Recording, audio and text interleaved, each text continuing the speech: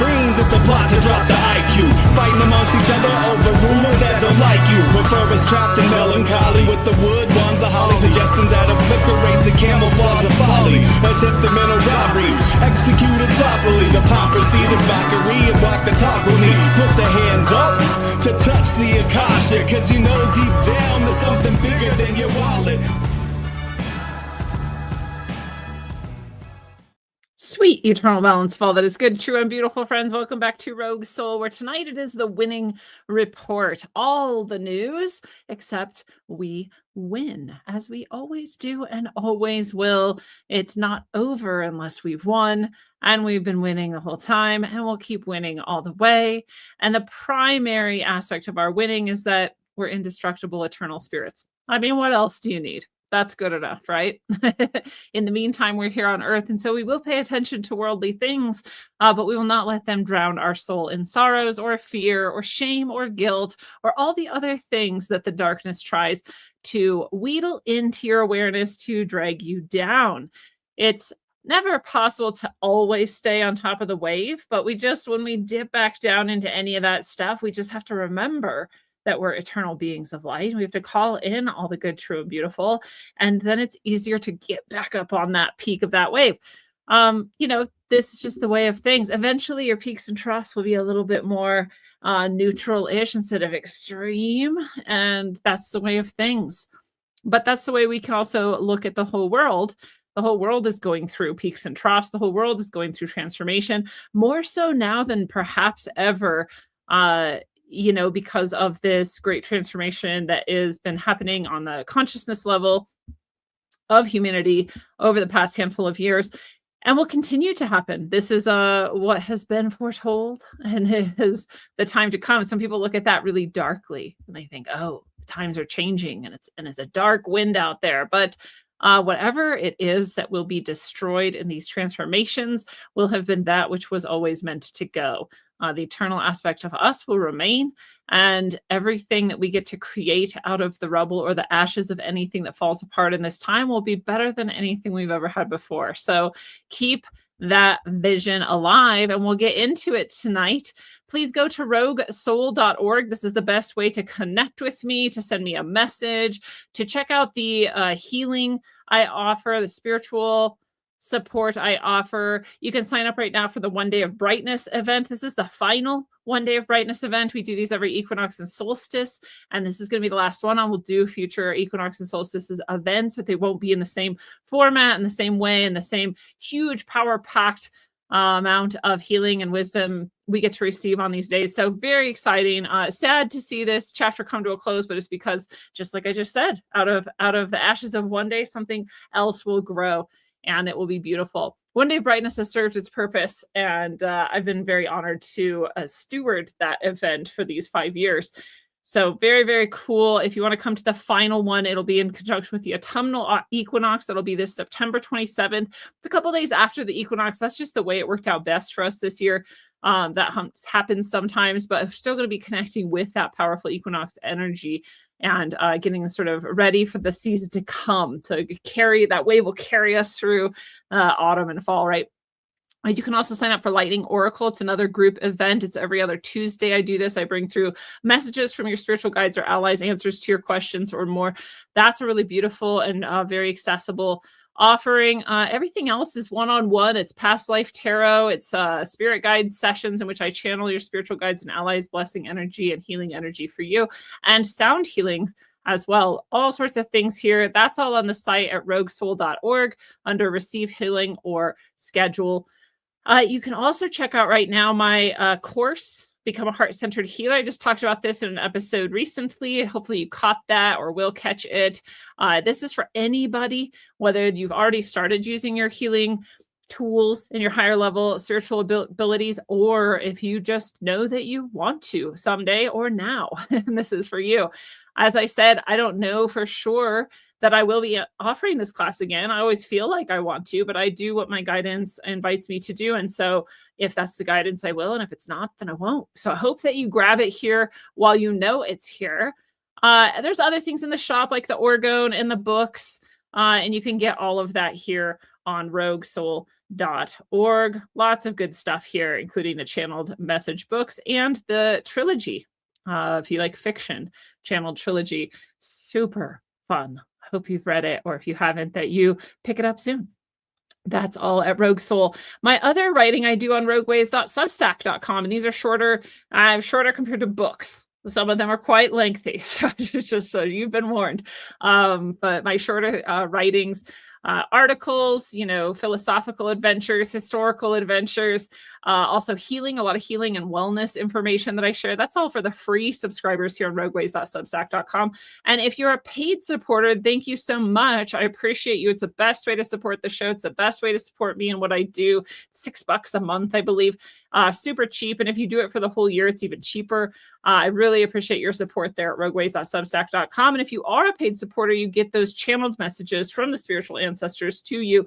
And if you've been doing that for some time, you've known for more than 5 years that this time of transformation is on the horizon. So it's almost upon us now. And you get to learn so much from the spiritual ancestors if you tap into those channeled messages here on rogueways.substack.com or in the channeled source message books that I just talked about on the site. So both places are where I have stuff and offerings and good things, and both are great ways to support me in what I do. So thank you all for that. We'll start here. You've heard me probably talking a little trash about Burning Man in the past.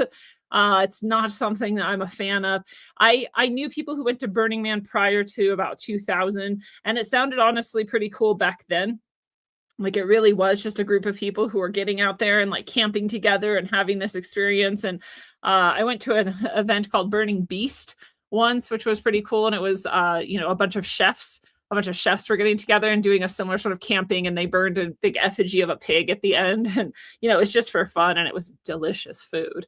Anytime you get to hang out with chefs, it's delicious food. So you're lucky, right? So I counted myself lucky. That kind of thing is fun. It's fun to do. But Burning Man turned into this like, oh man, deeply like technocratic, deeply occult, and deeply twisted energy, and just like a nightmare of just even logistics, right? Just horrid. Every year it seems more and more horror is visited upon this event. Primarily because it's a bunch of chaos. I mean, there is no real clear message about what Burning Man is, but people who want to just get high are going to go, who want to just party are going to go, who want to be irresponsible and just let go of life for a while are going to go. When you don't have a really clear sort of messaging and orientation for an event, and it's this chaotic, you're going to attract chaos. And so, it could happen anywhere, could happen at any event. But this type of thing is going to attract it. So we keep seeing big, horrible, mud storms and windstorms and these types of things because it's such a poorly designed event. But also, we now have a murder. I don't even know if it's the first, but just a few days ago, they found a dead man in a pool of blood at Burning Man. It's being investigated as a homicide. Which makes sense because you don't normally just die in a pool of your own blood unless you've been murdered. It could happen, right? But it's just not likely. He's been identified as 37-year-old Vadim Kruglov. And he was killed at this festival this year. He was from Russia. He lived in Washington State. He was identified by his fingerprints. And his family was notified. It's so sad. So sad. You go to this event, who knows why? You could be one of the people who really are just like seeing what it's about and kind of excited, and who knows what. You don't have to be a technocrat or a raucous chaos machine in order to go there. But pretty creepy, pretty sad, and one more reason to maybe avoid Burning Man. Not the safest place to be. And so he was discovered right as the wooden man effigy went up in flames. All of the people, including myself, who kind of investigate some of the shadowier, occult sort of, especially satanic energies in the world, have long called Burning Man a place for those energies to take root and to get a lot of people to unintentionally feed that energy and give it to their the entities they serve, right? And you then wonder if this man was sort of chosen as a sacrifice by some of these people. They've called this person a true hero of Burning Man. I'm not sure why. I guess he helped to build a camp and created an art installation. Um, and so they haven't released the cause of death yet, but people who were there said he was slain with a Bowie knife. So maybe they saw it or they just knew. I mean, that's an interesting piece of information to have so deeply. What are these advertisements? Like, what's on this woman's breasts? What is happening here? Oh, golly. I know that like advertisements are supposed to be tailored to what you click on and what it listens to talk about via your phones, or the computer's microphone. And these are definitely not that. I don't even know what any of it is. Like, what is this? What is this metal thing? These are all from Temu. I would never shop at Temu for any reason ever. It's just so wildly off base. So anyway, so this is sad. It's really sad. It's not something I think again, a lot of people go to Burning Man are just good people and they don't know anything about all the other stuff we're talking about, but makes you wonder what actually happened. And even if they sort of figure out what's going on, they might never understand the occult influences that may have been a part of this, right? So we'll see what happens, but that's all we know for now about Burning Man. One more reason not to go. Speaking of dark murders, we've also got, a little bit more on the trans shooter who killed 2 kids and injured 17 more at the Catholic school a little while ago, a little bit before last week, I think.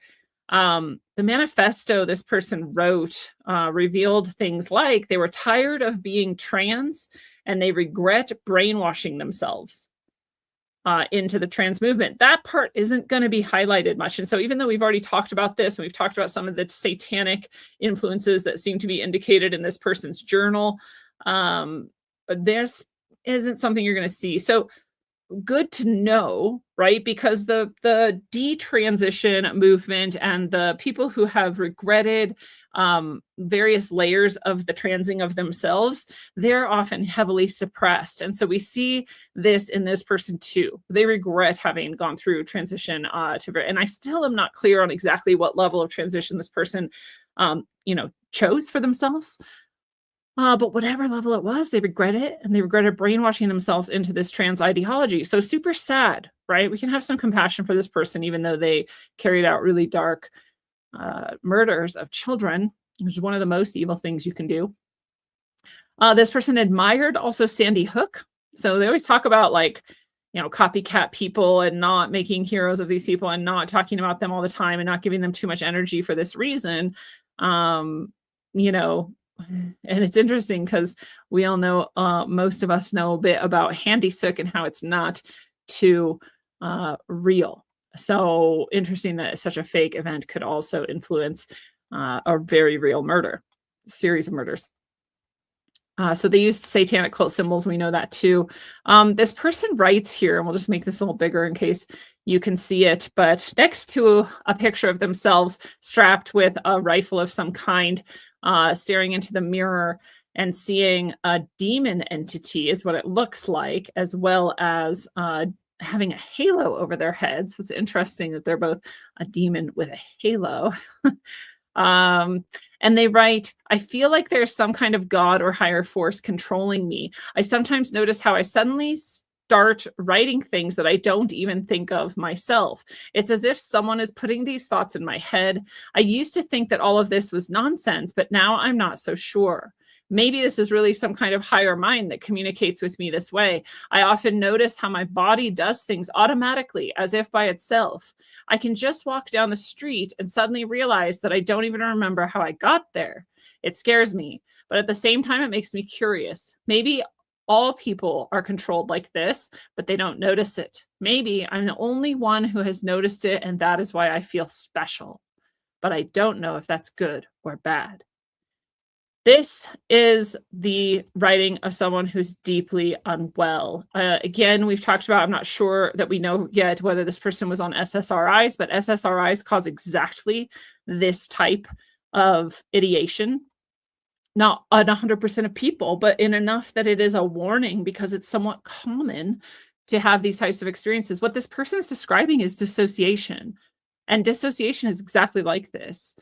You can often feel like you're not the one controlling yourself. You're not in your body. You're not the one, you're not even thinking these thoughts. The things your body's doing is not you. That's what dissociation is like. And so this is very standard dissociative what's going on here. And that whole thing at the end, like maybe I'm special. Maybe everyone experiences this, but I'm the only one who notices, so I'm special. This is also often the case in sometimes in narcissistic disorder, but also in schizophrenia. So there's a couple different personality disorder clusters that could be going on here. I don't know what this person was or was not diagnosed with, but we see at least shadows of those things in this sort of grandiose thinking, right? I'm the special one, I'm the chosen one, or I'm different from everybody else. Spoiler alert, you're not. Nothing you've ever thought, done, or felt is different from anyone else. No way that you act or react or talk or don't talk or anything you've ever done or experienced is any different from anyone else. And it's not to say that everyone else feels and thinks like you do, but it's not special and it's not different. It's not unique. You in your exact way of living it and the order of it and how it comes, like that's unique. Yeah, you're you and no one else is you. But there is no experience you've had that hasn't been had. There's no thought you've had that hasn't been thought. There's no action you've partaken of that hasn't been done before. There's nothing new under the sun. We're all having the same experiences in slightly different ways. And we're just choosing how we move through it, right? That's the difference often. But so to actually believe that and feel that is a bit different. So this person is deeply psychologically unwell, deep into their psychoses, deep into their delusion, dissociative, perhaps on SSRIs because of that. And also, perhaps a little schizophrenic too. But we see also this trans movement and this transing of herself and the brainwashing of the trans movement specifically called out by the shooter in their own writing. So again, it's not like every trans person is deeply unwell. It's not like every trans person is going to absolutely regret the various levels of transing they've, undergone of themselves. That's not true. But the vast majority of them do actually have some sort of other emotional or mental level of unwellness going on that if it were addressed, if their trauma was addressed, they might not even be trans. There's other people who just are. That's cool. Nobody cares. But there's so many people now that are mistaking their deep delusional state or their deep feeling of not being themselves or their deep feeling of unwellness as just being trans. And it's not, right? So it's really sad. The whole trans thing is really sad. And this person is a primary example of how sad it is and can be. The fact that they then went and harmed others, of course, is also not a trans thing. It is a deep emotional, mental unwellness thing. And so if we actually treated that, again, if we actually diagnose people with what's actually going on with them and actually help support their healing, then they wouldn't get to this point. So I'm not taking the onus of responsibility off of this person.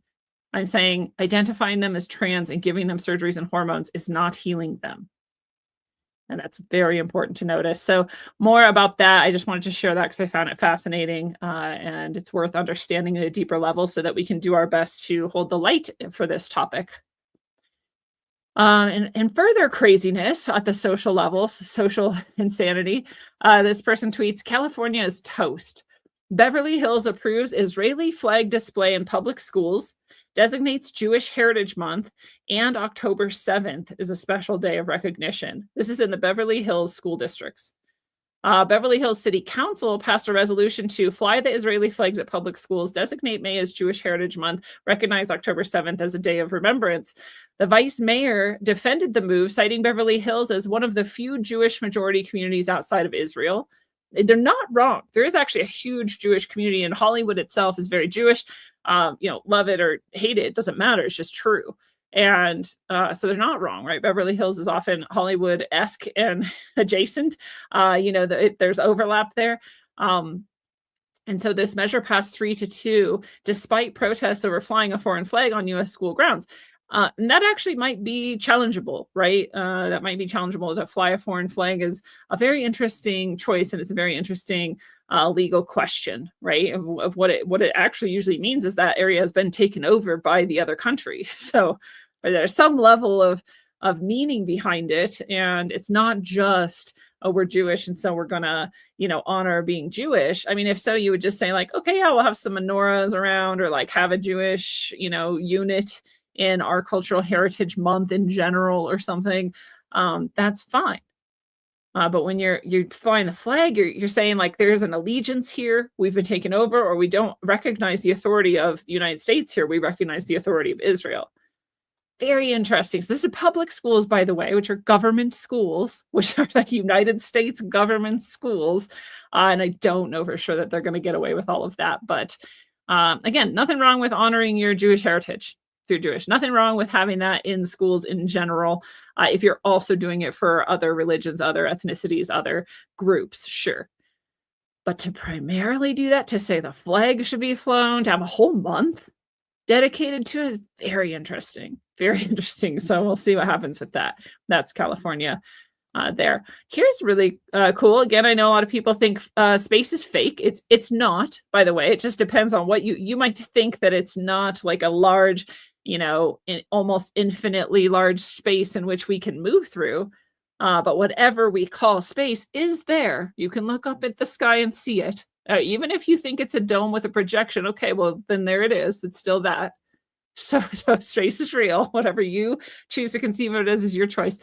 I understand that space is an almost infinitely large area in which things move through. Energy moves through at the very least. Maybe humans won't or can't, but stuff does. And that's my understanding of it, having experienced it as such by going out of body and traveling through it. And so there in space, Voyager 1, whatever you think Voyager 1 is, has allegedly gone farther than any human-made object has gone and has revealed a fiery barrier at the very edge of our solar system that challenges everything we thought we knew about space. I love that.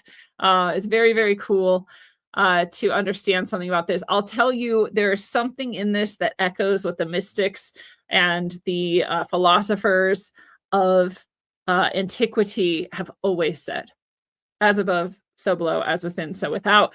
Just like there is some sort of energetic barrier for every cell in our body, there's an energetic barrier for every level of organization in space as well.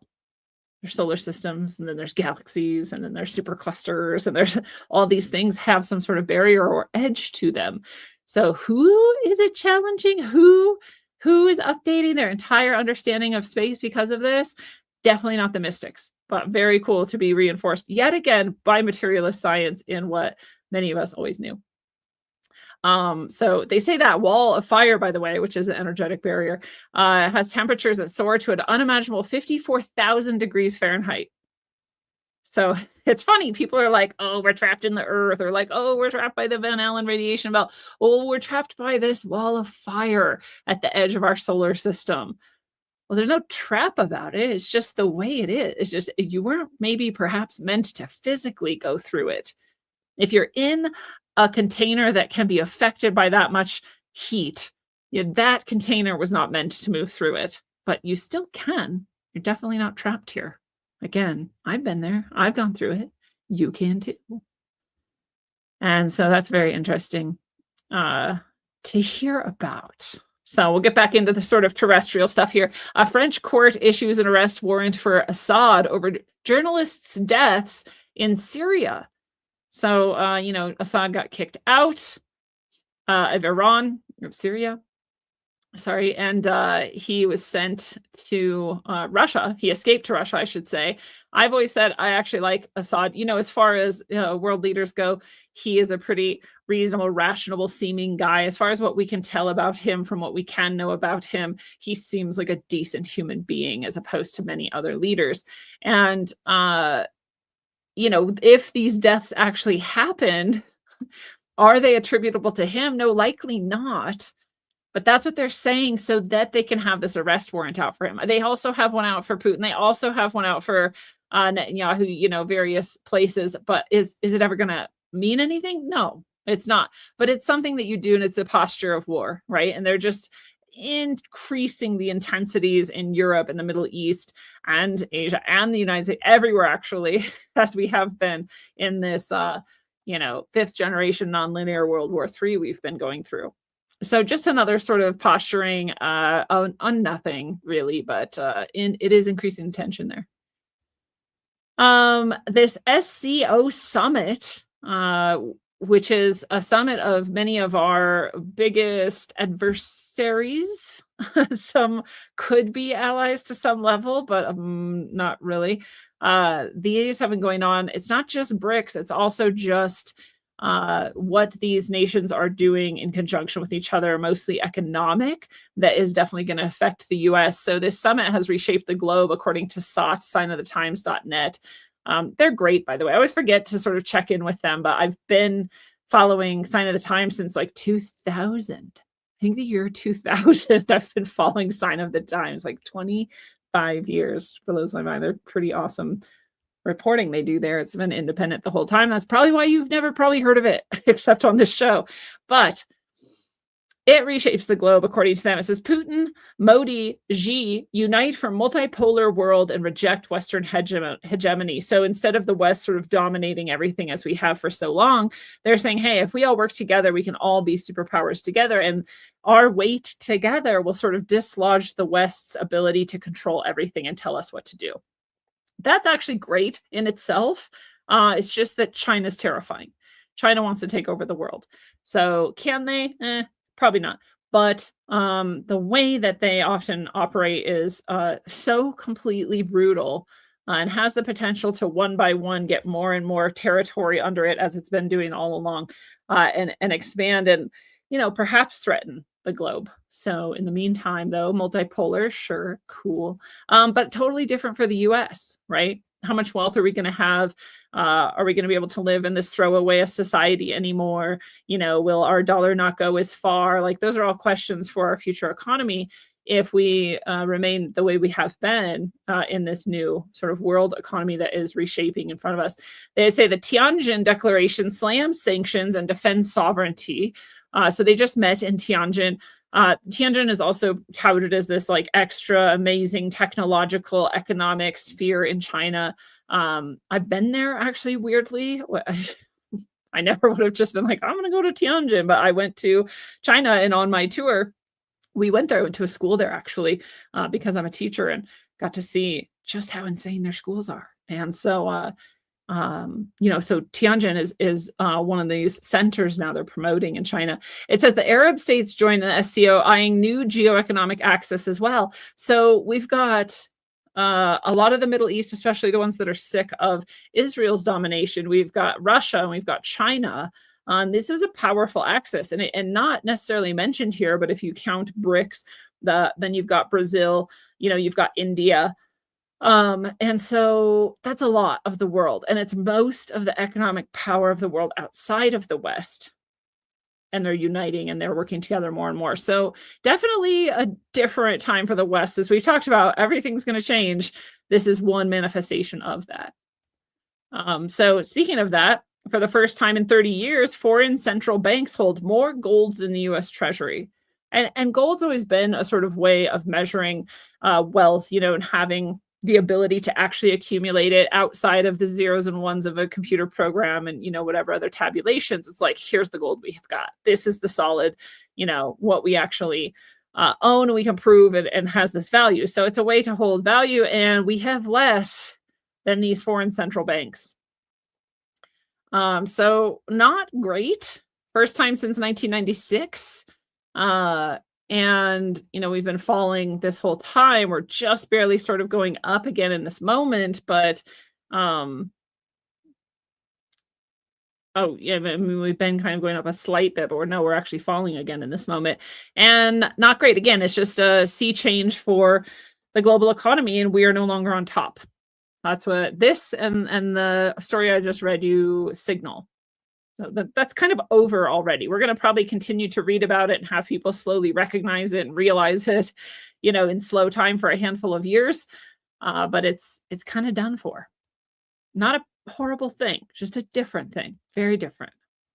Russia secures, by the way, a new gas pipeline deal with China. So again, we're like, oh, we've got sanctions and oh, we're going to do this and we've got this against you. And they're like, okay, we'll just go to China then. Here's the rub. This is a 30-year deal. We just had Russia's gas going to the West, to Europe, to Eastern Europe, to Europe in general, to Germany, to these places. And then we, as in the West and Ukraine, blew it up. We exploded it. We turned it off and we said, no more gas from you, Russia, as though that would punish Russia.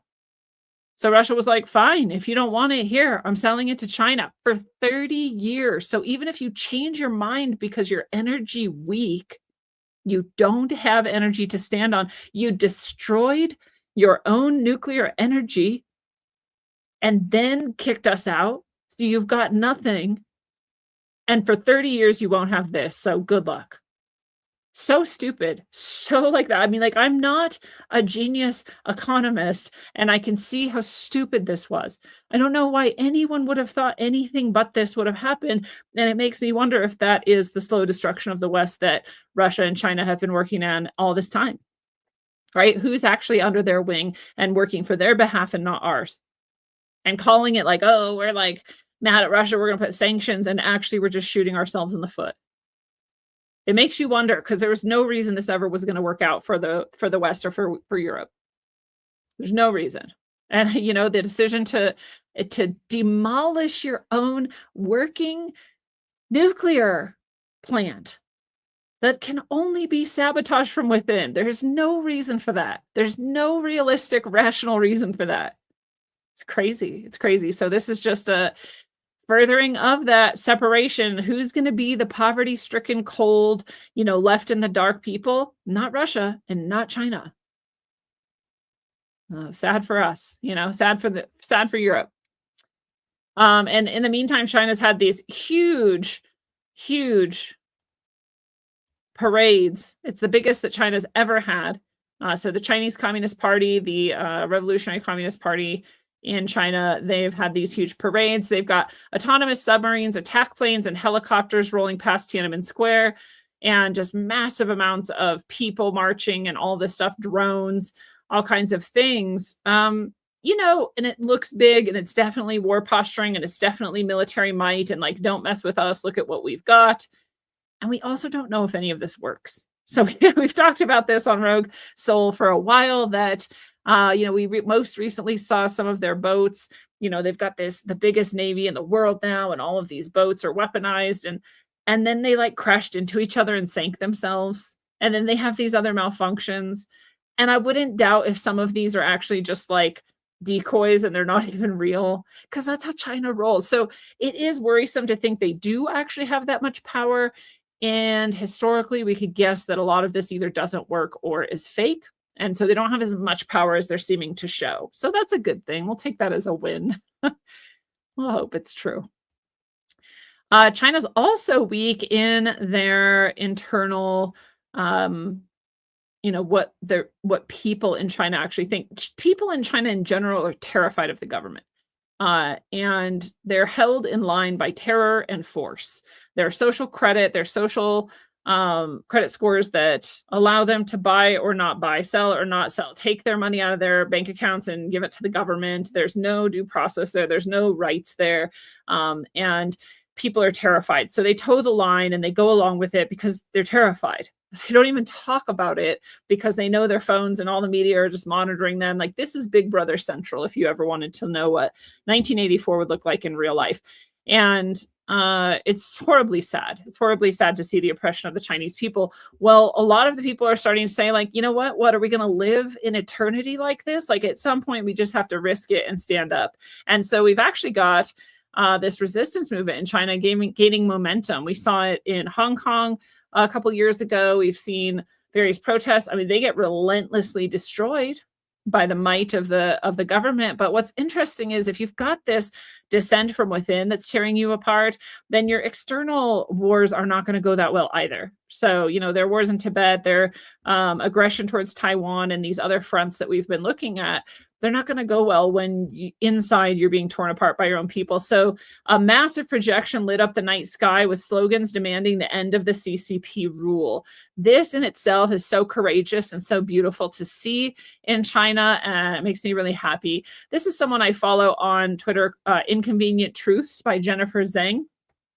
She is critic of China. She has left China. It would not be safe for her to be saying any of this in China. She's only safe because she's in the West, where we have free speech. For now, hopefully she remains safe. So Inconvenient Truths by Jennifer Zhang. She's a critic of China, and it's pretty cool to see this resistance growing in her own words. So we can celebrate that too and send some love and sovereignty energy to the people of China. Speaking of China again, Trump pressures European leaders to sanction China and cease Russian oil purchases. Again, not actually very smart. Not actually very smart. That Russian oil now goes to China. So not the best stance to take. Trump also tweets, the big question to be answered is whether or not President Xi of China will mention the massive amount of support and blood that the United States of America gave to China in order to help it to secure its freedom from a very unfriendly foreign invader. Many Americans died in China's quest for victory and glory. I hope that they are rightfully honored and remembered for their bravery and sacrifice. May President Xi and the wonderful people of China have a great and lasting day of celebration. Please give my warmest regards to Vladimir Putin and Kim Jong-un as you conspire against the United States of America.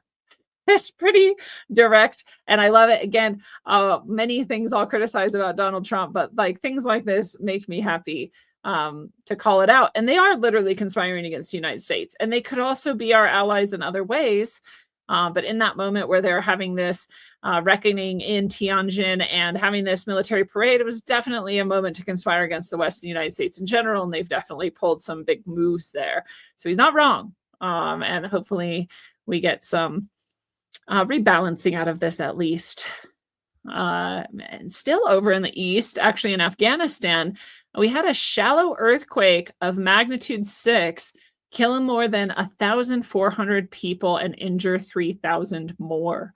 Huge devastation there. Part of why this is so destructive is, literally because of how shallow it is. So again, we often just look at magnitude, like, oh, it's a 4 point, it's a 6 point, it's a 7 point, it's an 8 point. But we have to look at depth too. So I came face to face with this in the earthquake in the Pacific Northwest. It was a magnitude 8 something, but it was 30 miles down. Very deep in the Earth's crust, and that still caused a lot of damage. If it was any closer to the surface, the Pacific Northwest would have been leveled. I mean, like the ocean would have been covering most of it. We wouldn't have maybe the peninsula or the Puget Sound anymore. You know, it'd be crazy, crazy devastation. And so we were lucky that it was so low. But this was so close to the surface. So even though it's a magnitude 6, still huge, but not always as destructive. But it was so close to the surface that is crazy destructive. So it's not just the magnitude, it's also the depth you have to look at. The other thing, a lot of these places over in the East, in especially Afghanistan area and the likes, often very poorly built. And so things aren't going to resist an earthquake or any other type of natural disaster very well. So that's why there's so much devastation there. Super sad. You can send your love to Afghanistan, to those people there. And you can also recognize that this is most likely also part of that geomagnetic excursion we're going through, where we're going to see increased earthquakes, increased severity of earthquakes, and also other storms and the like. So not going to slow down, likely going to speed up as we continue to move through that polar flip reversal, or at least the magnetosphere is weakening, even if the poles go back to their spot. And they can do both, right? In the geomagnetic excursion, they can completely flip, which we don't know what happens then, or they can just go back to their spot and the magnetosphere can get strong again, right? And that could be the end of the excursion. So we'll see which one we get in this geomagnetic excursion we're currently undergoing. And again, the maximum amount of time that that's going to be is the next 8 years. By 2033, it will have flipped or gone back to its spot. That's that. I don't care what anyone else says. That's what I've been told, and that's what I'm sticking to. So on to some vaccine news. Here in this Senate hearing or whatever this was with RFK Jr. and some other legislative bodies. They are talking about vaccine safety. They're talking about the CDC. They're talking about all of this that's been falling out there. A lot of people have left the CDC because of RFK and how he's managing things, which is fantastic. Honestly, it's a huge win. It's so cool. They're just industry stooges. They're just in the pockets of the Bill Gateses and, big pharma. And so when he's challenging these things and they're leaving, like, you can count that as a huge win. So that's cool. But in this sort of hearing that they had, Kennedy was able to call out the hepatitis B shot, right? When when mothers are giving birth in the hospitals, their babies, unless they're quite expressly and forcefully stopping it from happening, their babies are being injected with a hepatitis B vaccine right as they're born, day one, if not minute one, hour one, right away. So you're just fresh into the world and you're just injected with this stuff. And he calls out that there was 1 in 7 million babies that died from hepatitis B prior to the injection. 1 in 7 million. So you have to give 7 million hepatitis B injections to save one baby. If you're even doing that, there is no proof that babies that would have otherwise died survived because of this injection. No proof, not even a tiny little ounce of proof. You can't, in fact, prove something like that because it's nonsensical. You don't know. You can't know. So even mothers who don't have hepatitis B, they're injecting all babies with this. And again, unless you're forceful and just like militant about protecting yourself and your baby, only 1 in 7 million babies would live anyways, even if it was real, even if it worked. So it's just a huge waste and an unnecessary burden in the bodies of 6.99999 million other babies. They have to deal with this burden for the one baby that might, maybe, possibly, potentially, probably not survive because of this injection. Just mind-blowing. And the fact that people will froth at the bit to defend this, they don't even know what they're defending. They just have been told that you're crazy if you question, why do we give 7 million babies these injections to save one baby? Why do we burden their systems? Why do we attack them right out the gate? They were going to be fine anyway. They had a 6.999 million chance out of 7 million to have no problems at all if we didn't give it to them. So why are we doing this? People don't know. They're ignorant, they're arrogant, and they're programmed to attack. So pretty cool that got to come out, be spoken, be able to be seen by who knows who, if they'll even listen. We can call that a win. And so I thought I had more on vaccine stuff, but I guess we'll get back to it. In the meantime, we'll talk about Israel. Google's $45 million contract with Netanyahu's office to spread Israeli propaganda. Like we needed more. By Google, nonetheless. So in June 2025, Netanyahu's office secured a $45 million contract with Google and YouTube, because YouTube is Google, for a 6-month ad campaign explicitly termed Hasbara, managed through YouTube and Google's Display and Video 360. The campaign denies famine in Gaza, contradicting UN reports confirming 367 deaths, including 131 children, from hunger since the war began. On March 2nd, Israel's blockade halted all humanitarian aid to Gaza. This person, IDF spokesperson, said, we could also decide to launch a digital campaign in this context to explain that there's no hunger and present the data. It's literally just propaganda. They're just like, we're just going to lie to people. So if they want to believe this convenient lie, then they've got it right here, fed right through their eyeballs into their brain through Google and YouTube. YouTube video by Israeli foreign minister viewed over 6 million times already claims there's food in Gaza. Any other claim is a lie. This aligns with the $45 million campaign. Israel also contracted X, which is Twitter, Elon Musk, for $3 million and Outbrain Teeds, whoever that is, for $2.1 million to amplify similar messaging. Right, so you can pay to have the algorithm amplify any message, and here's the messaging they're amplifying right now. So Israel knows all the tricks, and they're going at it from all angles. Israel's also meeting with Pope Leo the 14th. Pope Leo has the same sort of approach. He's saying, how can we promote Israeli, at least appreciation in the world, and, honor, and maybe stop killing Gaza? Sure, we'll say that, but what can I do to increase your PR? Right? This is basically what this meeting was. I don't know. Maybe he actually is trying to protect Gaza or Palestinians. Who knows? He does say that Israel's immoral and their disproportionate attacks in Gaza equal collective punishment, and that's a war crime, right? So he has said that, and so it is possible he really means it. But he's also here talking to Netanyahu about how to, not Netanyahu, the Israeli president, Isaac Herzog, about how to promote Israeli PR, right? So hopefully some good comes out of it, but Israel knows how to play the PR card quite well, as we can see. Meanwhile, Trump says that Israel's losing control of the US Congress. So, we always highlight here on Rogue Soul, at least, this fine line that you try to wander and figure out what's actually going on, where Trump is often seemingly criticizing Israel, criticizing Netanyahu, distancing himself from them, pointing out their issues and their problems, and that is unlike prior presidents. He also has been pointed out has the least amount of Jewish people in positions of power from any president in recent history. So he's got a lot of that going on. At the same time, Israel has sort of crowned him way prior to his second presidency, at least, as the Messiah. And we have all these indications that he's supposedly greenlighting or not greenlighting any of Israel's attacks on, Lebanon or Gaza or anything else. So very interesting for him to say, Israel used to have control of our Congress and they have less than they've ever had now. Very interesting for him to say that. So he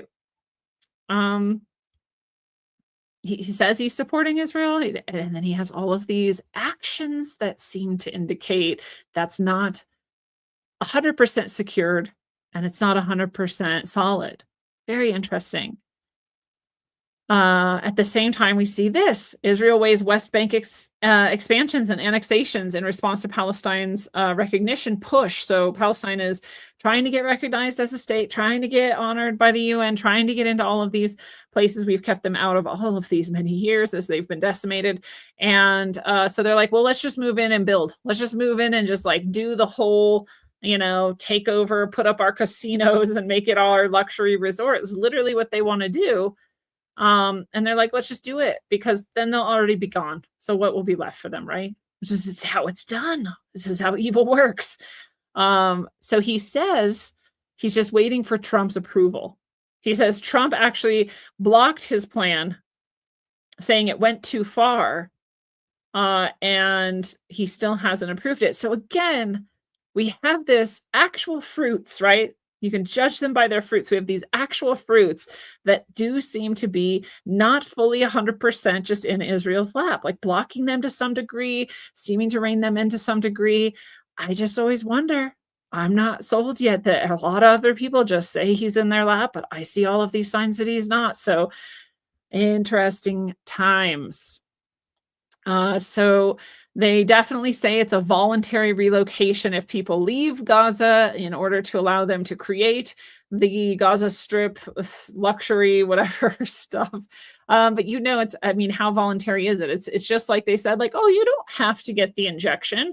We'll just take your job, take all your money, take your kids perhaps, but you don't have to. It's voluntary. Well, that's what a psychopath says. So definitely not voluntary. But that's what they'll say. Voluntary and temporary? Sure. So Greta, therefore, is going back to Israel. She's going back to try to bring attention and help Gaza and Palestine. She's going to get on her boat again. And so Israel has designated Greta a terrorist cell. So it's crazy. I don't like Greta Thunberg, but this is amazing. I'm proud of her. I'm proud of her for being designated as a terrorist by Israel. I think you can wear that as a badge of honor. That's pretty cool. So that's happening again. And Turkey says they want to sever all economic ties and close their airspace to Israel, saying Turkish boats will not go to Israel, and other things will be severed. So pretty cool. Turkey has often been sort of on that side of things, resisting Israel, along with a lot of the Middle East who would like to see Israel have less power and terror and control in the area, in the region. So Turkey's still holding that line, putting Erdogan in danger. And I don't have any love for Erdogan. He is definitely a dictator, and he's stolen the election over and over again, suppressed all dissent, and murdered his, allegedly murdered his, rivals. So he's super bad man. But I can be excited that he holds this line against Israel. I think that's great. Right. We're allowed to like things and criticize other things. You don't have to be, love or hate all of one person. There's no possibility of that, right? All people have light and dark. All people have good and bad. All people are doing some things that are cool and some things that are not. That's just how it is. So on to France. France orders hospitals to be ready for war by next year. I'm like, I mean, are you not now? Are you not ready? Is anybody ever ready? Maybe this is a better question. Or is there a way to be more ready and you just haven't done it yet for some reason? Why? What would that even mean? So France is expecting mass casualties. I would expect more of a civil war in France than anything else, with all of the immigration chaos, the weaponized immigration, and the destruction of French culture and safety. That's what I would expect. But if they're expecting ground war from Russia, I think they're crazy. Russia doesn't want to attack them. It just wants Donetsk region back. That's all. It's not that big of a deal. So on to Jeffrey Epstein. A group of Jeffrey Epstein victims held a sort of press conference on the steps of the Capitol, and they've announced that they will create their own Epstein client list. They say, we know the names, and together as survivors, we will confidentially compile the names because history is watching, and so are the women who will come after us. And they don't mean come after us like against us. They mean those who will come in our footsteps. And pretty cool. We've already actually had this for some time. We've already had the flight list for some time. I want to say more than 10 years. We've had the flight list. We've already had victims telling us who is involved. We've also had, outside of Epstein himself, but in that same territory of, victim, MK Ultra type victims, satanic ritual abuse type victims, the people who are traded around at powerful parties and the like, that sort of thing, a la Kathy O'Brien, who's been on Rogue Soul a few times in the past. She's also told us, and people like her have also told us exactly who's involved. And you want to know whose name was never, ever, ever brought up? It's Trump. And I'm not QAnon. I'm not pro-Trump lady. I'm not MAGA. I'm just a person who notices things and says them out loud. And Trump was on the flight list, I want to say twice. He never spent time on the island. And he was never mentioned by any victim. And actually, before any of this was even a question, Kathy O'Brien talked about specifically going somewhere where Trump was and being told not to interact with him because he's not one of us. You can hear her say that on my show 4 years ago. You can hear her say that 20 years before that. That's what she said unprompted, right, in her own words, before Trump was even a question. So I take that kind of thing to heart. When regular people who have direct experience of this tell you something that you weren't looking for, I was actually looking for the opposite. My bias confirmation would have said Trump's absolutely one of them. Trump's absolutely been on the island. Trump's absolutely a pedophile. That's what my bias would say. So when something confronts me with that different perspective, it makes me pause and wonder. And I've had enough of those over the years that I genuinely just have to wonder. He's either somehow kept his name so clean just to pull this thing off in this moment and get so many people to go along with it for some reason, or he actually isn't one of them. And I've been saying this the whole time. That doesn't make him great. It doesn't make him spotless. It doesn't even make him a good person, but it makes him not a Satanist, which is a very important distinction. Very important. Luciferian? Yes. Satanist? No. They're very different groups. Satanists will kill and eat children and babies. Satanists will ritually torture and sexually abuse people and children. Luciferians won't. but they will enslave you with their technocracy. So they're still not great. They're way better, though. I will take that any day. We can easily not let ourselves be enslaved by technocracies. That's doable. Way better to not have the Satanists around. So there's for the 7,000th time my take, and we'll move on. Also, the Oversight Committee has released Epstein records provided by the Department of Justice, binders, documents. You could see them all. They're here.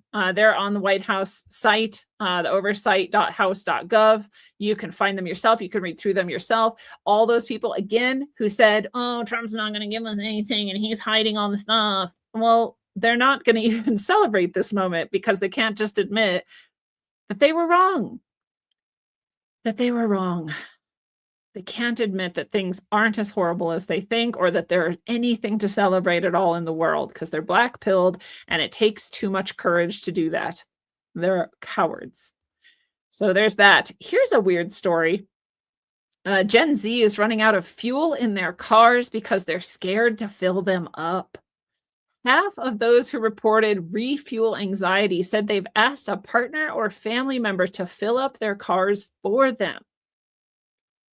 This is wild. So I've talked to you many times. When I was a teacher, what started to trip me out is in the last 4 years or so of my career, so about 2014 to 2018, we'll say, I started noticing that a lot to almost all of my students didn't want a driver's license and didn't want to drive. And that blew my mind. Like, we hoped we had enough money to get a car. We hoped someone in our friend group would get a car. We just wanted to drive somewhere and be free, to have some autonomy. Like, that was so exciting, right? We could go anywhere. I tried to go to Las Vegas. Like, like that's what it was like to be 16, and they don't even want it. And I was like, what died inside of you? Why do you not want to be free? And I kind of was like, oh, well, they know they've got Uber and these things. And so maybe they just don't need it. And they just recognize it's unnecessary for their lifestyle. And that's cool. But I was still like, but don't you want to know how to drive a car? Like, what if you have to drive someday? And they're like, no, I don't want to know. It's too much responsibility. They were scared of it. They didn't want it. They were scared of it. Well, now these kids who do get cars, which is a huge step, apparently, because most of them don't want them. The kids that do get their license and drive a car, they're terrified to fill the fuel tank up. And, you can read all you want about this, but I'll tell you why. I already know why, having worked with kids for so long. I already know this generation and what's going on with them. And it relates to someone who sent me this thing about, Gen Z working in service industry positions, and just how sort of rude seeming and non-engaging, and it seems impolite, but just sort of neutral and empty. A lot of them are avoiding eye contact and all that stuff. And she said, why are they like this? And I said, because they're terrified, because they're so deeply terrified that someone will criticize them, that they have no affect, they have no personality, they have nothing they will share of themselves. I'll tell you, that's a tactic that you develop when you've experienced enough abuse. I don't know if you know that, but that's what a lot of people do when they're with a narcissist or a cluster B person. And we're in a narcissist cluster B society. So they've developed this as a societal response to constant abuse.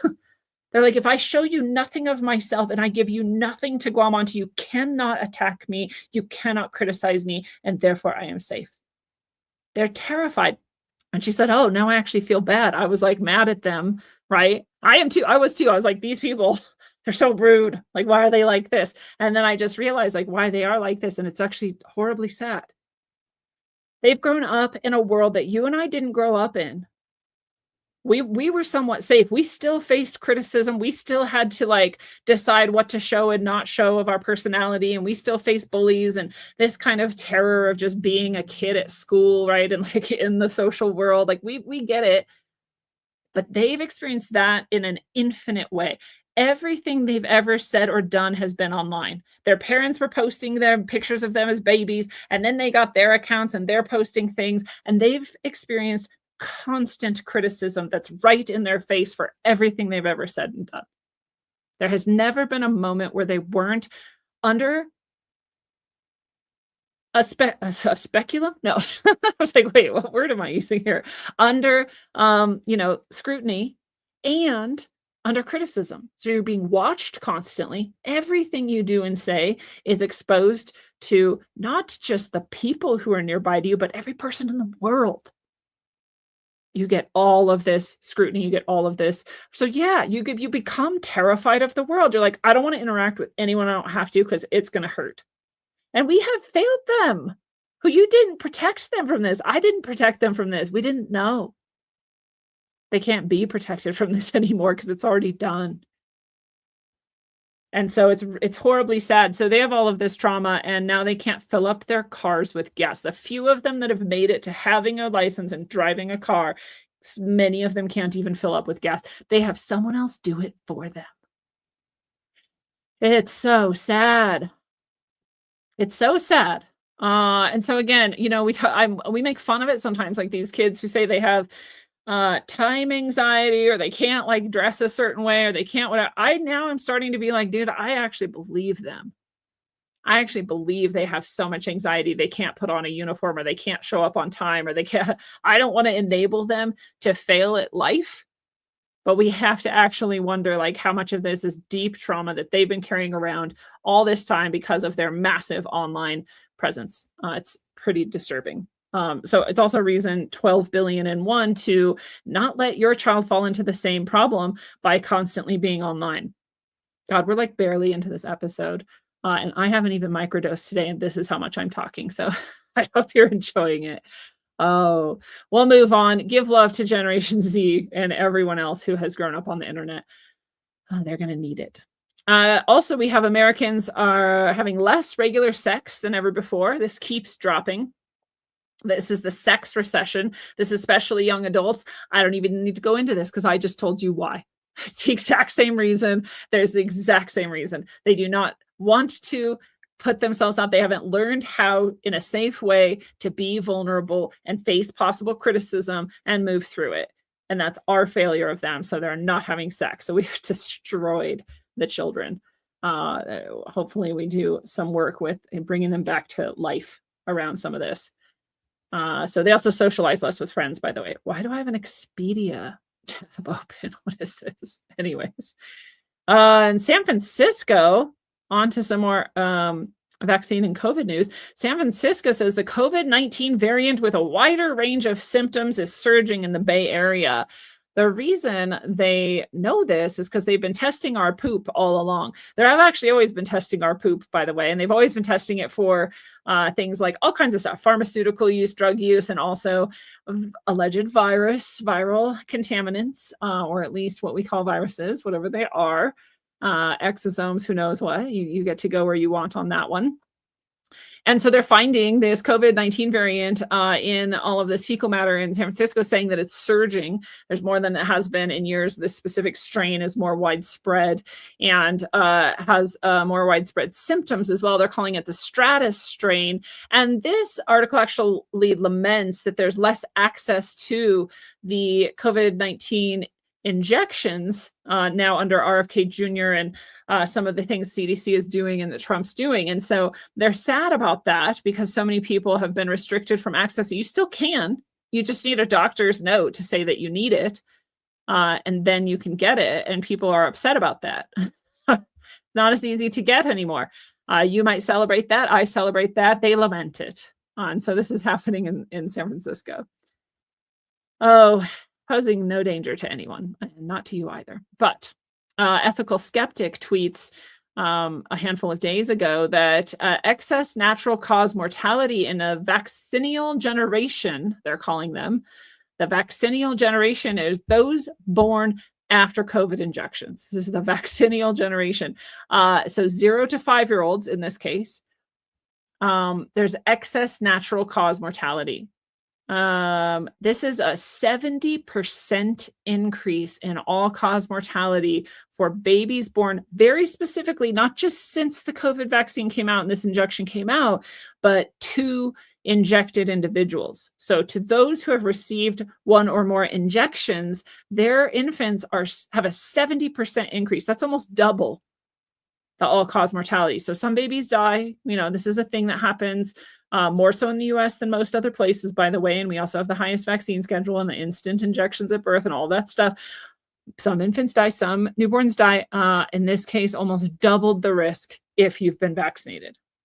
So those are very specific data, and it's very alarming. And it proves that these injections are not just harming the hosts, but also their offspring. And who knows how many more generations. So if you live through that and you're a baby that survives that, and then you have babies, do you still have a higher chance of mortality? We'll find out in 30 years or so. We don't know yet. And this is the unknown harm of all of these experimental injections. So Trump is also famously now tweeting that he wants to know whether these mass injections of mRNA shots were actually brilliant or not. I'll point out again, no one will point to the humility it takes for someone to say, I've been saying this for 10 years, or I guess 5, whatever. And now I'm wondering if it actually is true. No one will say that. Everyone likes to say he's arrogant and he's a narcissist and he's all these things. Well, narcissists don't ever give even a hint that they've been wrong. So very interesting for me to note. And he's asking Pfizer to show the public the great numbers that they showed him. And I think that's really interesting. And a lot of people are going to call BS on this and say that he's just saying that to get out of it or whatever, but you don't actually know what he was shown. And if he was shown things that made it seem like people were getting this huge, life-saving, it's so great, it's so amazing, then you would celebrate what you thought you did. And maybe that's not that intelligent, but it is also perhaps honest. Perhaps an honest mistake that he's now maybe getting close to actually admitting by asking the question, have I been wrong? Did you show me wrong numbers? Show people what you showed me. Very interesting to wonder what's happening with this. That's a new development as well in this whole question. Speaking of vaccines in Papua New Guinea, it says a disease outbreak has occurred. Circulating vaccine-derived poliovirus is breaking out. Vaccine-derived poliovirus. You don't have to be a very intelligent person to notice the vaccine-derived part of this equation. This means from vaccinating people for polio, they created a polio outbreak. Whatever polio actually is, they caused it in people by injecting them with things. That's what this article says. That's what the World Health Organization says, but the way the media is reporting it is there just is a polio outbreak. And what they actually say is that polio outbreak is because of a worldwide decrease in vaccine uptake. So they're literally saying this outbreak is occurring and it's occurring because people aren't getting vaccinated, when what's literally happening, according to their own science and words, is that the vaccine causes polio outbreaks. You can't make this stuff up. So you'll hear people right now who are all over the internet and all over reality, and they're saying, oh, these stupid anti-vaxxers, they're causing these polio outbreaks. Literally their own choice of source says that the vaccines are causing it. You can't make it up. It's crazy. So for you to know this is a win, and for you to hold that information, possibly share it in the appropriate settings, and possibly have it be received by people, that's a win. That they admit it is a win. It's just not how it's reported on. Departing CDC officials. So this is another thing we mentioned a little earlier. There's this huge amount of people leaving the CDC, specifically after the leadership of this Recep Levi, who is a part of the MAHA, Make America Healthy Again, RFK Jr. sort of, side of things. He's the leader at the CDC, and all these other people are quitting. And essentially they're quitting because they tried and failed to pressure him into going along with what they've always done, which is to just rubber stamp every vaccine schedule, just get more vaccines out there and pretend that there's good science behind this. And he goes into great detail about this with Marianne Damasi, who is writing on Substack. Marianne Damasi, you can find her on Substack and find this exclusive interview she did with Recep Levi, where he goes into great detail about how they tried to bully and pressure him into letting them do business as usual. And when they couldn't, then they left. And now they're creating this huge media stink about how he's anti-science and how he's going to kill people in his hasty, movement away from all these vaccines. This is a huge win for us, you guys. This is a massive win. And again, the black pillars aren't going to acknowledge it. They're going to say there's some ulterior motive or whatever it is. In the meantime, lives are being saved because we no longer have the ability to just rubber stamp and accept all vaccine schedules. And that's fantastic. You can still have them. No one says no. No one's going to stop producing them. You just might not be forced into it. That's all. This is a huge win for freedom. So worth reading about. Seems like a good guy. Pretty cool. The pharma lobby group Bio admitted to using conservative lobby groups to attempt to oust Secretary Kennedy to keep the vaccine industry alive. This is securities fraud. This seems almost like treason to me. I mean, this is crazy. But we know this happens all the time. I'm not surprised it happened. I'm actually more surprised we know about it and it's being reported on. This is from JikiLeaks. JikiLeaks is worth following on Twitter too. If you follow people on Twitter, follow me while you're at it at Apotropaic Soul. You can also search for Rogue Ways or Rogue Soul. But yeah, we just know now that this happened. And of course it happens. This is how they work.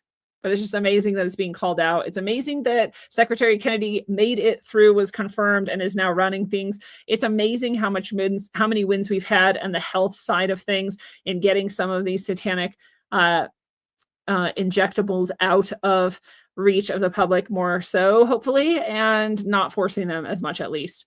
It's been fantastic to watch, as well as other wins on that front, as far as food additives and, these types of things too. Super cool. We're going to get even more. This is just the beginning.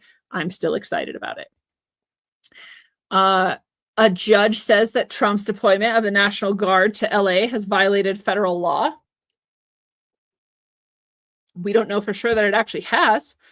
You're absolutely allowed to use the National Guard. You're absolutely allowed to deploy them. It's happened over and over again. That's what they're for. They're for doing things on American soil. And we've done it many times before, but a lot of these activist judges are just, as we've seen over the past handful of months and more, they're just getting in the way and they're just saying things are illegal and they're just putting injunctions on. They're just stopping Trump from doing things. And then later it turns out they were actually wrong and then things finally get back to normal. So we don't know that it's actually illegal. We just know that a judge is saying that, and that's what's happening as of now. So we'll keep that winning perspective. Over in Ireland, a man named Graham Linehan was arrested by 5 armed police as he landed in an airport for trans tweets. So again, in most of Europe, you can be arrested. You can have your phone taken away, your computer taken away. You can be fined. You can be jailed for tweeting things, for saying things online that are mean or that might make someone somewhere feel unsafe. Feeling unsafe, of course, is so subjective that it means nothing. And it's unfortunate that we have such an attack on liberty, but this man has actually been arrested. And so we'll see. This type of thing can end up being a win because it can sort of mobilize people to say, we're done with this. Like, no, you're not going to arrest us for talking. So we can hope that that's where this will go. Ursula von der Leyen, speaking of the European Union, says that Putin is a predator and says his proxies have been targeting European societies for years with, quote, hybrid attacks, cyber attacks, and, quote, the weaponizing of migrants. She has the nerve to say that out loud. Has he been? Sure, maybe. But who's actually attacking the European Union with weaponized migrants? She is. She is absolutely doing that, just like most, if not all, of the European Union leaders and the leaders of each of the countries in the European Union. They're all working together to weaponize migration. Unless she's saying all of them and herself are controlled by Putin, she's an absolute hypocrite. Absolutely a hypocrite. You can't blame your problems on Putin, lady. You clean up your own house first. You absolute hypocrite. So that's what this demon is saying now. Speaking of migration, migrants could be moved from hotels to warehouses or even military installations in the UK and in Europe in general, but especially in the UK because they've had so many protests that have been so effective. So we've been covering some of those here on Rogue Soul. We can celebrate the effectiveness of those protests. And they're starting to realize, like, we can't keep these people in hotels and city centers and let this continue because people are going to start to kill each other. So they're going to move them to warehouses and military installations. And unfortunately, it serves you right. I mean, it's ridiculous that any of them are even spending their tax money on this, that they even have to take care of this problem. Again, weaponized migration. But at least they'll be brought out of these city centers. At least they'll be brought away from young women and children who they've been attacking en masse this whole time. It's just been getting worse and worse, which is why people are protesting. But, it's a win. It's a win to get them at least out of those spaces. And maybe it will also dissuade some of them from coming at all when they see the conditions that you might be put in. We'll see. Can call it a win if we want. Anti-immigration rallies are also held now in Australia, all across Australia. They're huge. People are done with this. People don't want to be flooded with this fifth generational warfare migration anymore. It's ridiculous. And so proud of Australia, proud of UK. I hope more places follow suit. It's what we need. It is unfortunate that people say white unity at every opportunity. It is unfortunate that there is actual racism mixed in with this, but this isn't racism that is fueling it. And it isn't racism that understands the problem and wants something to be done about it. It's a very, very non-racist approach, actually. And the fact that there's going to be some racists, like, that's just going to happen. There's just racists in the world. Oh, well. You just let that part go, and focus on what needs to be done to keep people safe. So that's cool to see as well. In Germany, as far as immigration is going, things are not going well. The AfD is the party there that is the most outspoken against the free flow of immigrants into Germany and the most outspoken against the harm that has been done to Germany by the free flow of immigration. And so because of that, and because this popular movement is behind them and they've won elections and then it's been overturned and then new elections have been drawn and then they've cheated at those and then won, and all of this corruption has been leveled against the AfD, and because of how successful they've been and how many people support them, they just had 7 of their politicians running for election killed. I'm going to say murdered because there is no way that happened by accident. Germany, you might not know, is small. But we are in the United States and we think of everything as big, huge, because that's what it is here. Germany is not huge. To have 7 politicians killed within days right before an election, that sends a chilling message. That is deep corruption, deep oppression, and it's not coming from the people. So it's absolutely at a higher level. It's absolutely at a political, if not even higher level, that this party is being attacked in Germany. They're calling it far right. They're calling it Trump-esque. They're calling it all these. They're calling it racist, but it's popular. In fact, what is it? 2/3? Let's see. It's right here. 3/4 of Germans have lost trust in the state. And those people are going to AfD. And that was before 7 of that party got murdered. 7! I don't know if people realize how big this is. It's huge. There has to be a reckoning there in Germany. I can't even believe they were ballsy enough to do it. Just kill 7 of their leading politicians of that party. So heavy suppression there, heavy corruption there. 3/4 of Germans have already lost trust in their government, more so now when they see this. So wild. And the reason why people like the AfD party there, besides just, they're the only ones saying they want to stop this mass immigration, every other party has pledged to speak, quote, only positively about migration in the upcoming elections. The elections for which 7 people were just murdered to keep them from winning. Those elections, right? And who's going to step up to take their place if they're like, well, am I going to get killed? But I say do it. Dude, if you die for something like this, all be glory to your soul. If you die for the well-being of other people, I'm not saying everyone should go out and be a martyr. I'm saying, that's not a bad way to go. I'm saying you have bigger things to lose than your physical body.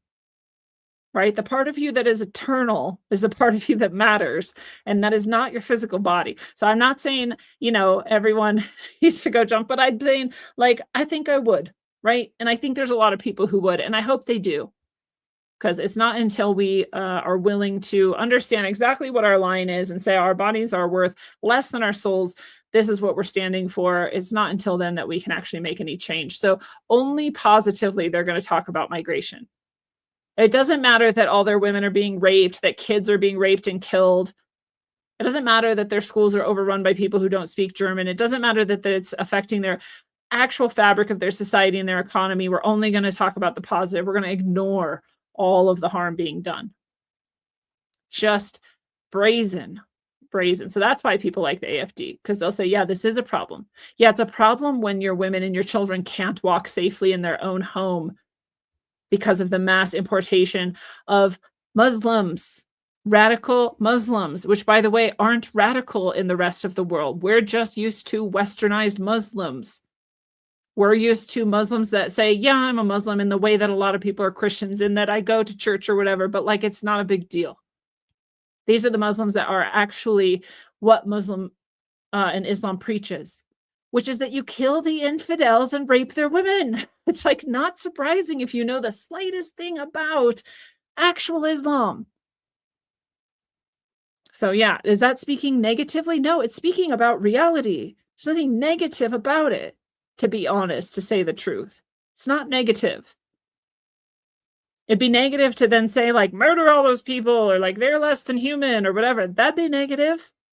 But you just describe it accurately. It's okay. It's okay to say true things. I give you permission if you didn't already have it. So that's all happening in Germany.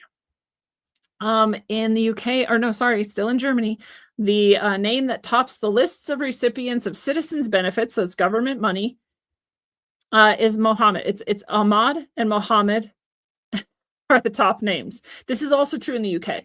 This just came out for the UK as well, that the top name of recipients is Mohammed. There's actually 3 different spellings of Mohammed that are all at the top of the list of the recipients. So the people who are receiving the most government money, tax money, the people's money, are foreigners who are invading via weaponized immigration. That's insane. That's treason. Back here in the US, as far as immigration, a judge has said that Trump's bid to extend swift deportations breaches due process. It doesn't. Again, this is an activist judge for sure.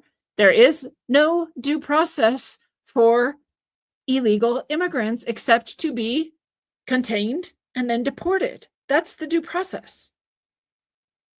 That there is no other due process. The other due process that people are talking about is for citizens. Citizens of the United States have due process of other types, in which we have the right to an attorney, and we have the right to be heard in a court of law, and we have all of these rights. That's due process for us. If you're not a citizen here, that's not your due process. It's real simple. But activist judges are liars, and they're just doing this to cause problems, and it's going to be overturned because there isn't a due process that's being abridged here.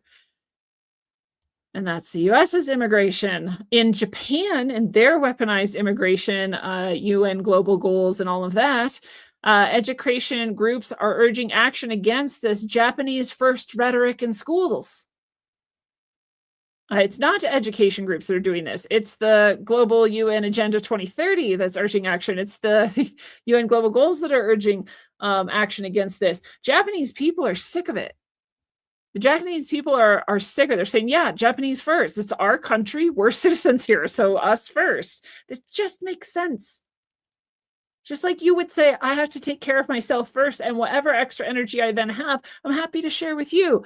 I have to be okay first. Just like when you're in a plane that's crashing, they say, put your own oxygen on first, and then take care of others. That's just how life goes. It's just normal.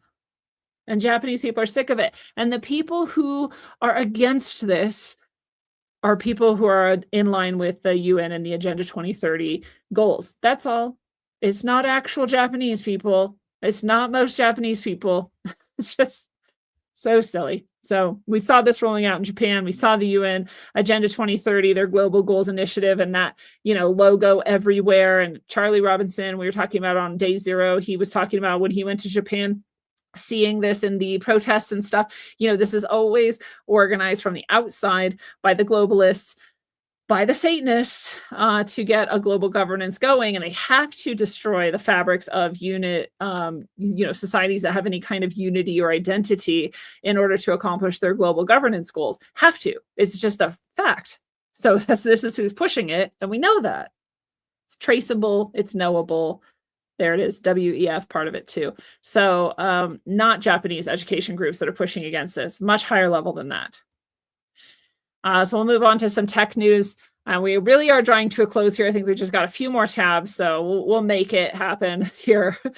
China has nanotechnology patents that top the world. They actually have more than anyone. They have 43% of the world's nanotechnology patents.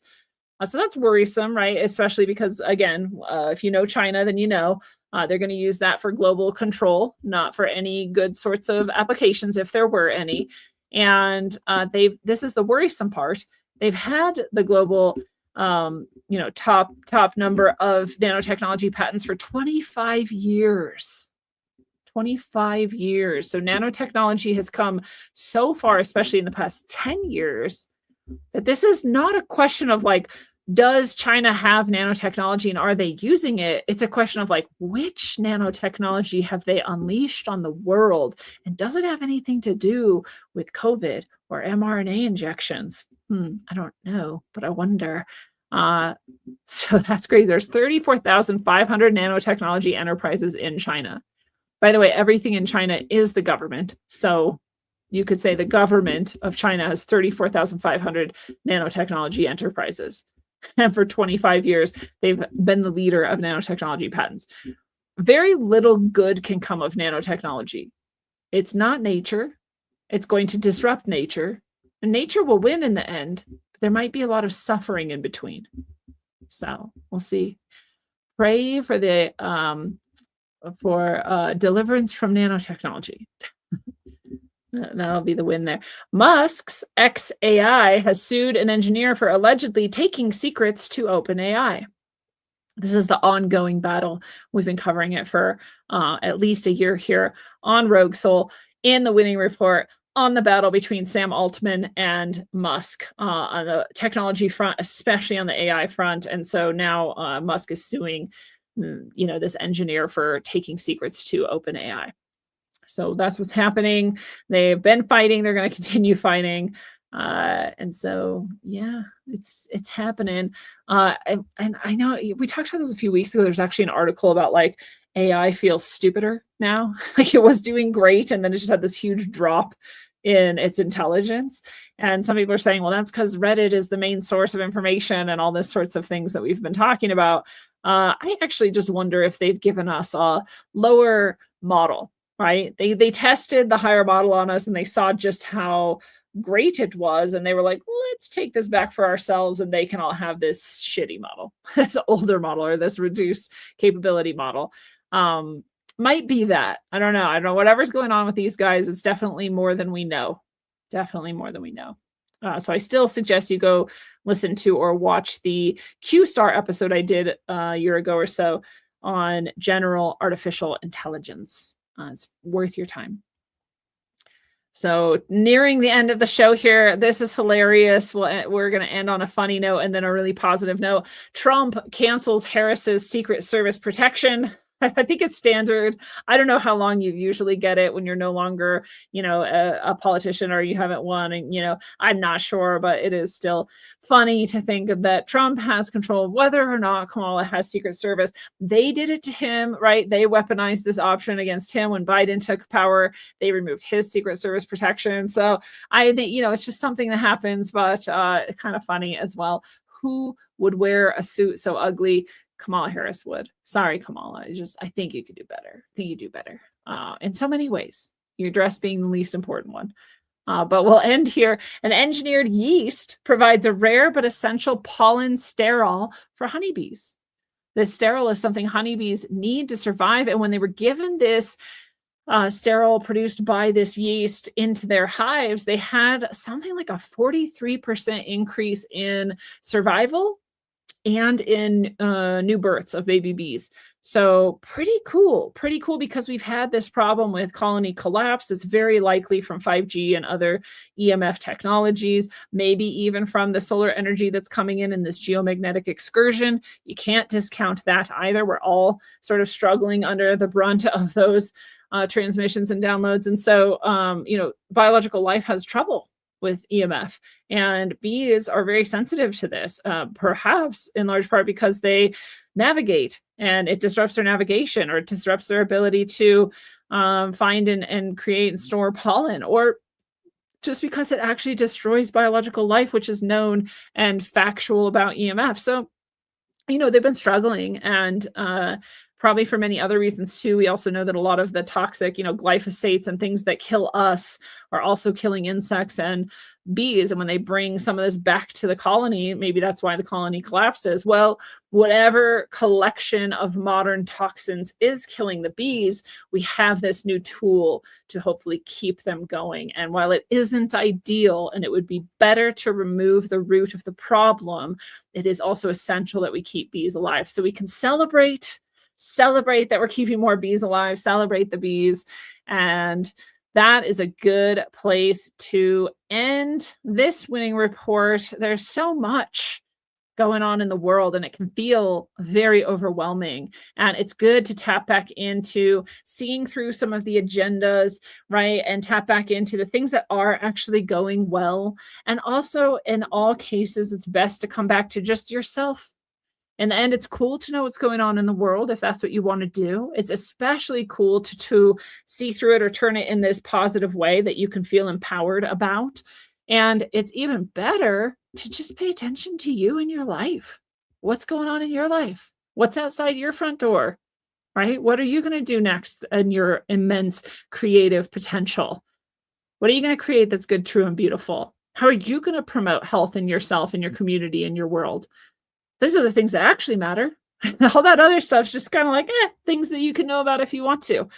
Not the most important things. Most important thing is always going to be you, your heart, your mind, your body, your soul. And that's the ultimate win. Until you know it, travel well, aim for balance, and always look inside first. Mwah.